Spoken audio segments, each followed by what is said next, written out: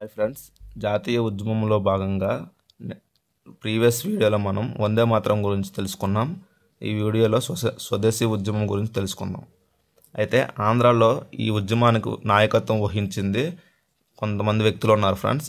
వీళ్ళు విజయవాడ నుంచి అయ్యదేవర కాళేశ్వరరావు, గుంటూరు నుంచి కొండా వెంకటప్పయ్య, బందర్ నుంచి గాడిచెర్ల హరిసర్వోత్తమరావు, రాజమండ్రి నుంచి చిలకమర్తి లక్ష్మీ నరసింహం, విజయనగరం విశాఖపట్నం నుంచి సివై చింతామణి అనే వ్యక్తులు స్వదేశీ ఉద్యమానికి ఆంధ్రాలో నాయకత్వం వహిస్తారు.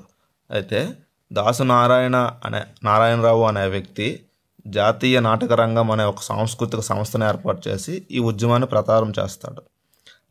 వందే మాతర ఉద్యమంలో భాగంగా స్వదేశీ ఉద్యమాన్ని ప్రచారం చేస్తారు. దీనికి కొన్ని రచనలు దోహదపడ్డాయి.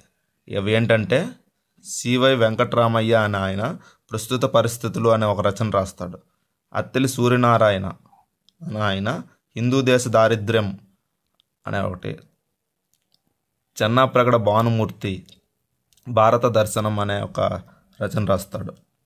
మంగిపూడి వెంకట శర్మ, ముట్నూరు వెంకట సుబ్బారాయుడు అనే ఆయనలో భారత మాతృశతకం అనే ఒక రచన రాస్తాడు. ఈ రచనలు అనేవి స్వదేశీ ఉద్యమానికి ప్రచారంకి దోహదపడ్డాయి. నెక్స్ట్ వచ్చేసి స్వదేశీ ఉద్యమంలో భాగంగా వింజమూరు భావనాచార్యులు అనే వ్యక్తి గుంటూరు నుంచి కొంతమంది వ్యక్తులను సెలెక్ట్ చేస్తాడు.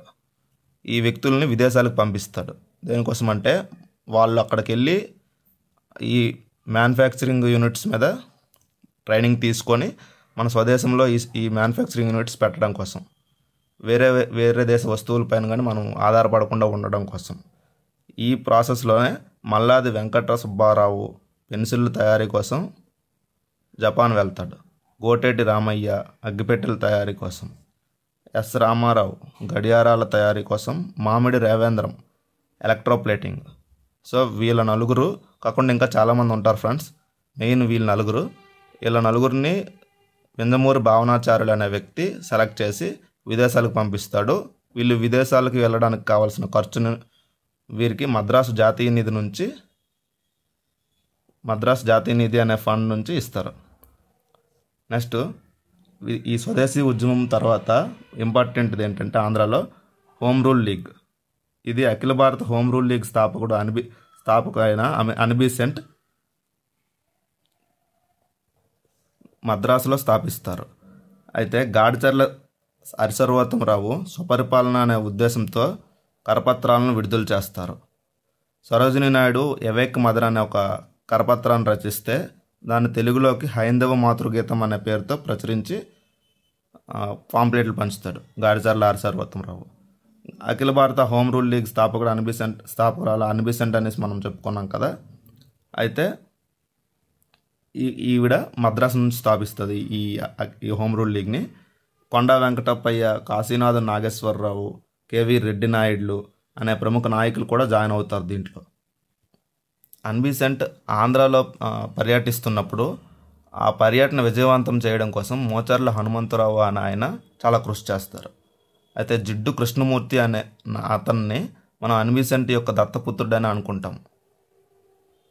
ఈయన్ను పరిచయం చేసింది ఎవరంటే పిడబ్ల్యూ లీట్ పీటర్ అనే ఆయన అనిబిసెంట్కు పరిచయం చేస్తారు జిడ్డు కృష్ణమూర్తిని.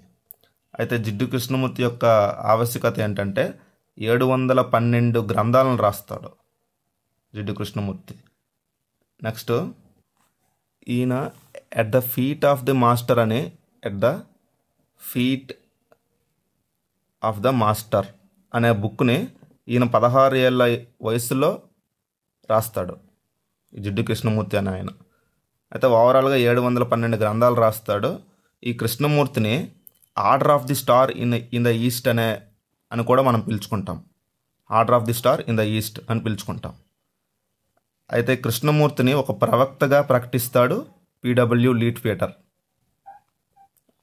ఇక్కడ అనిబిసెంట్ పర్యటించిన తర్వాత మాంటేగ్ పర్యటన కూడా జరుగుద్ది ఇదే కాలంలో, 1917లో. మాంటేగ్ చెమ్స్ఫర్డ్ రిఫార్మ్స్ అని మనము పాలిటీలో చదువుకుంటాం. అలాగే ఈయన 1917లో ఆంధ్రాలో పర్యటిస్తారు. ఈ పర్యటనలో భాగంగానే నేపథి సుబ్బారావు అనే ఆయన మనకు ప్రత్యేక ఆంధ్ర రాష్ట్రం కావాలని ఒక 21 మందితో ఒక ప్రతినిధి బృందాన్ని ఏర్పాటు చేసి ఒక లేఖను సమర్పిస్తాడు.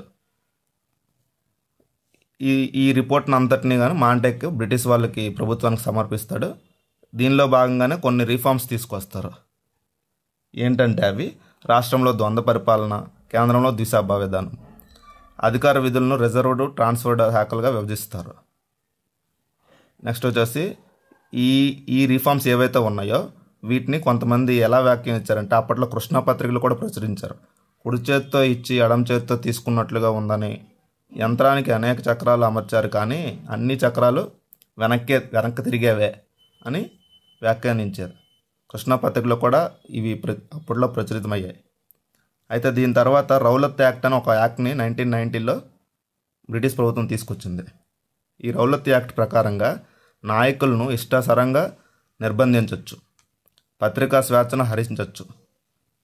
బ్రిటిష్ వారికి ఎవరైతే ఎదురు తిరుగుతారో వాళ్ళందరినీ జైల్లో బంధిస్తారు.